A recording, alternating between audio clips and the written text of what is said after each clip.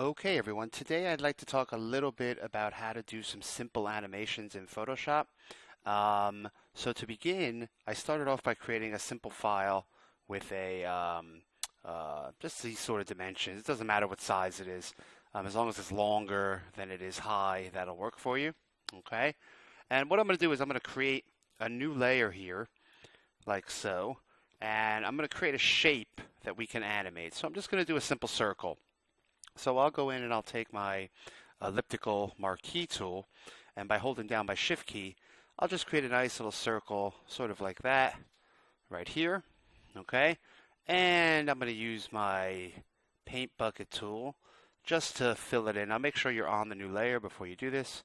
Right, so now there's my shape. I'll just do a deselect on that, go back to my move tool. Okay, so what I'd like to do is I'd like to talk about the three different techniques that you can use in Photoshop to create simple animations. Okay, and the first one is basically under an area called the timeline.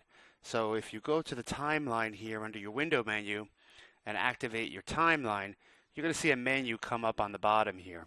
Okay, and the type of animation we're going to create here today is called a frame animation. So you're going to see when you turn on the timeline, by default, you're going to see create a frame animation. You may see create a video timeline. If you do see that, please just pull down this menu here and switch it over to create a frame animation. Okay, and then when we click that button, you're going to see the following becomes available on the timeline. Okay, now I want to kind of go over what this timeline is, and then we're going to talk about how to go about actually animating something. Okay, so this is a frame-based timeline. So what it does is it shows a series of frames that are involved in an animation. So think of an animation like a simple flip book you might have done when you were younger, where you had a corner of a book or a small little book, and you drew a little picture, and then you turn to the next page and you drew a little picture, a little bit different, and then the next page it was a little bit different, and the page after that it was a little bit different. And when you flip the pages, you actually see the movement happen from page to page to page. Okay, this sort of frame-based animation works the same way. So what we have here is we have each frame being available on our timeline, and really we can add another frame anytime we like simply by selecting this little icon similar on the layers palette to add a new frame. Okay, and what this does, it'll duplicate the first frame and make it into the second frame. Now you have to think about this in a way that the timeline is intimately tied together with the layers palette. So every single frame in the timeline can have a unique and different layer structure, meaning there can be layers that are turned on in one layer or turned off in another layer or changed in one layer in another layer, so on and so forth. So the first type of animation I'd like to demonstrate is using a position animation. Okay, so what I'm going to do is I'm going to make this real simple. I'm going to go in here, and with my move tool, I'm going to take my circle and I'm just going to move it all the way to the other side of the screen. But before I do that, I'm going to go in and I'm going to add a new frame on my timeline. So I'm going to go in here, I'm going to click that little icon on the bottom, and you'll see it's going to add a new frame. And then with that frame active, and it looks the same way as it would look if you were on a layer, it would have an actual blue or gray background on it when that frame is active. I'm going to take this circle and I'm going to move it to the other side of the screen.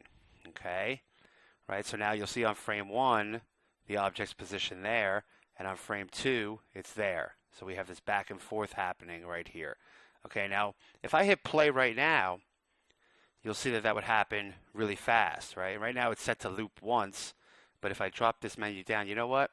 I'm going to break my timeline out here so you guys can actually see it a little bit better, okay? Because a lot of times when I start pulling down these menus, because it's on the bottom by default, it's going to actually cut it off in the video. So what I'm going to do is I'm going to pull this down and I'll make this be forever. And now if I hit play, you'll see we have that animation. So what we have here is two stages of our animation, the beginning stage and the end stage. Now the great thing about using digital tools to create animation is that basically the digital tools can do all the information that's needed to make this animation look seamless. So back in the day, when animation were drawn by hand, they would have to draw every single step of that animation process to make it look like it was a fluid movement. But today we don't have to do that. So the way we would make this fluid is we're going to select frame 1, and with my shift key, we're going to select frame 2, and then there's a little button here on the actual toolbar here. Let's zoom in real quick on that. Can you see that button right there? Looks like a bunch of circles kind of combined together, right? That's the tween tool. Tween stands for in between. And what it does, it's going to generate the necessary frames in between the starting frame, frame 1, and the ending frame, frame 2, to make this animation look seamless. So what I'm going to do is I'm going to go here and I'm going to select tween, and I'm going to get the following menu here. Now you have a couple things you need to fill out in this dialog. First off, you need to say, what are we tweening? With the selection, with the previous frame, next layer. Okay, right now I selected my frame, so it's going to be the selection. Then it's going to ask how many frames you want to add. Okay, so if I add 5 frames, that this animation will be a total of 7 frames. Okay, so that's what I'll do for this purpose. I'll add 5 frames. And then do you want to do all layers or just the selected layer? I'm going to do all layers in this case, okay, but in some cases you might want to do just the selected layer, okay? And then here we have the parameters. Now these are the 3 types of things that you can tween in Photoshop. So you can tween the position, which is what we're doing right now. In a minute we're going to do opacity, okay? And then finally we're going to do effects. So if you know what you're tweening, you can deselect this and only select the one you want. If you're unsure, you can select all 3 and Photoshop will make the right choice. And sometimes, depending on what the nature is of what you're doing, you may be doing multiple things. So it may be somewhat position and somewhat opacity, depending on what you're doing, okay? So with that being said, I'm going to decheck mine and just leave position, and I'm going to say OK. And you'll see when I say OK, what happens is that 5 frames are added in between frame 1 and frame 2 to create a smoother transition of this animation. And if I look at each frame, you'll see the circle is a little bit further in each frame until it's at the end. So now if I hit play on that, you'll see it kind of looks like an animation. Okay. Now I may want to go in and make that nicer, so that's quite not a lot. So I'm going to remove some frames here. So that tween I just put in, which will be frame 2 to frame 6, I'm going to select those frames by using my shift key, select frame 2, with my shift key press, select frame 6, and I'm just going to trash them by hitting the trash can here. And it's going to say, do you want to delete these? I'm going to say yes. And I'm going to do my tween again here. This time I'm going to make it a little more fluid. So I'm going to add more frames. So what I'll do is I'll select that. And this time we're going to add 10 frames, right? Okay, so now you'll see I have a good 10 frames on there, right? And now you'll see if I do it, it's a little smoother, right? Now this is one way to time out your animations. How many frames you add, okay, is going to determine how long it is. Now for those of you who know anything about video, you'll probably know that video is measured in terms of frames per second. So in the United States, the standard of frames per second for television, okay, and video you see in the theater, well, not really, but we'll talk more about that as we move forward, is 29.97 frames per second, or to round it up, 30 frames per second. Okay, so that means 30 frames of animation equal 1 second of time. Okay, so right here I have 12, so theoretically this isn't even up to that standard. But you do have the ability here to measure this out, right? So I can go here, and you'll see I can select any of these frames or all of these frames, as I did in this case, and you'll notice on the bottom of each frame it says 0 seconds, and there's a little pull-down menu. That gives me the liberty to say how quick this is. So if I made each one, let's say 0.2 seconds, and I did 12, right? If I actually slow this down, right, and I hit play, you'll see how now that's a lot slower, right? Maybe too slow. So if I go here now and make that 0.1 second, right, that seems a little bit better, right? So that's our first type of animation, okay? We can do a position tween. And if you look at this, I want you to be careful here. If I go onto any one given frame and I turn it off, notice how the other frames, that layer is still turned on. Right now, if I turn it back on, right, it's going to be back there, right? So that's something to keep in mind. So if I went in here and turned off every other frame, right, that animation would start to look really choppy, right? So I'm doing all the even frames here, right? And we'll leave it at 12, right? So now if I play this, bop, bop, bop, bop, bop, you see how it looks like that flashing, right? But if I go back in here now, oh, let's turn that back on, right? In each frame, I'll turn it back on. Now you got to keep in mind as well that the object has moved on each one of these frames, okay? So therefore, right now that's a little smoother, okay? So my point here is that if you manipulate frames, okay, or that only affects that one frame, right? So if I go in and move this object up top here, that's only going to affect this one frame 7. Whereas if I go in and start adding a new layer or doing new things, that's going to affect all of these frames. So you really got to be careful to have your frame structure set up the way you want it to before you start applying your animations. Okay? So that being said, let's demonstrate the next one. So I'll go in and blow these frames away. Once again, do I want to delete it? Yes. Okay? And this time we're going to do what's called an opacity tween. Right? So what I'm going to do is I'm going to blow away frame 2 as well for this demonstration. Okay? And I'm going to create a brand new frame fresh from the beginning, like so. That's going to duplicate my first frame, right? And what I'll do on this frame is I'll drop my opacity down. So I'm kind of going on my layers palette. I'm taking my opacity and dropping it way down low, okay?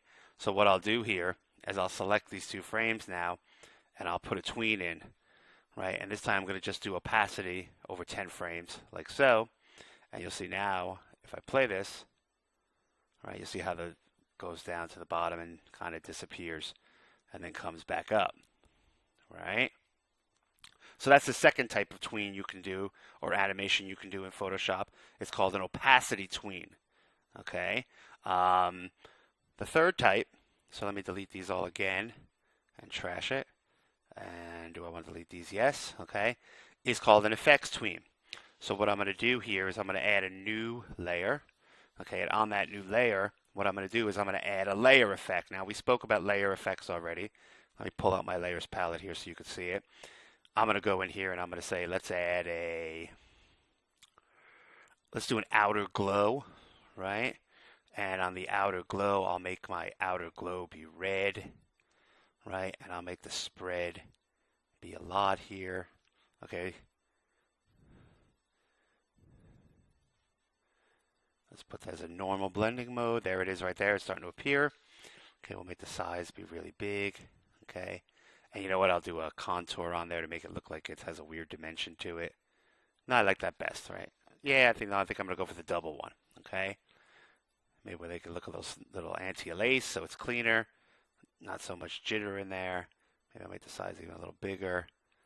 Spread a little bigger. Right, now that's going to be animated, right? So once I hit OK, so now if you're understanding this, you'll see that this is the before state and this is the after state, right? So now if I go here and I say let's tween that, right? And I say let's make sure to do effects, right? So now you'll see if I play this now we will see each frame, it slowly starts to come in, right? And you see the kind of object appear, right? So now when I hit that, you'll see there's the effect coming into place, right? Okay, so those are the 3 main types of animation that you can do. So let me stop this really quick. I'm going to blow away the frames in the middle from frame 2 to frame 11. Yes, I want to delete these. And you'll see there's my start state and my end state again. Now you can add other types of effects so you can combine them, right? So now what if I have this, and then I take my move tool and I say let's move this across the screen like that, right? So now when I come in here and I add my tween by selecting both of these with my shift key, right, this time I would have to do these. I'm going to select them all just to be safe. Like I said, sometimes depending on what you're doing, you're not sure exactly which one of these parameters is going to try to animate, right? So now if I hit play, you'll see there's the movement and there's the animated effect, right? Now the thing to keep in mind with these animations is that they're directly tied to the tool that you use to animate. Okay, so for example, the position animation is tied to your move tool. So you can take any object on a layer and move it around and animate it in that capacity. Okay, the opacity animation is tied directly to a layer opacity, right? So if you can turn it down, tune it up, so on and so forth. And finally, Finally, the last type of animation, the effects animation, is tied directly to a layer effect. Okay, so that being said, you can actually do some pretty interesting things here. Okay, so what I'm going to do is I'm going to blow away all these frames again. And yes, and I want to talk a little bit more about how you can combine some of these things and do some neat effects. So what I'll do here is I'm going to go right here and add a frame. And I'm going to make this last frame have a layer effect on it. Right, so I'll put a layer effect. And I'm going to put a drop shadow. Okay. And I'll make my drop shadow be red, just like we did before. Okay, I'm going to give it a normal sort of a blending mode. Okay, maybe I'll make it a little bit darker, 60 opacity.